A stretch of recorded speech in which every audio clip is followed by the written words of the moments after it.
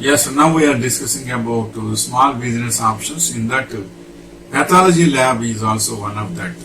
Indian diagnostic market is growing at nearly 20% and is estimated to be currently worth 40,000 crores. Setting up a pathological lab can be an extremely lucrative business idea.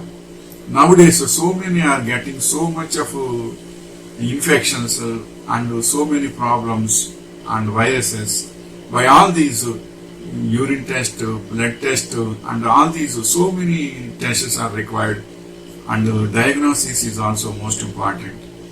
Pregnant diagnosis or otherwise so many other things also. Diagnosis is also most important. For all these things, diagnostic pathology lab is also most important.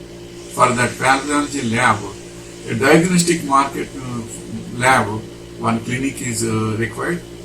In that Indian diagnostic market is growing nearly 20% of the estimated to be currently worth 40,000 crores means it is a wonder.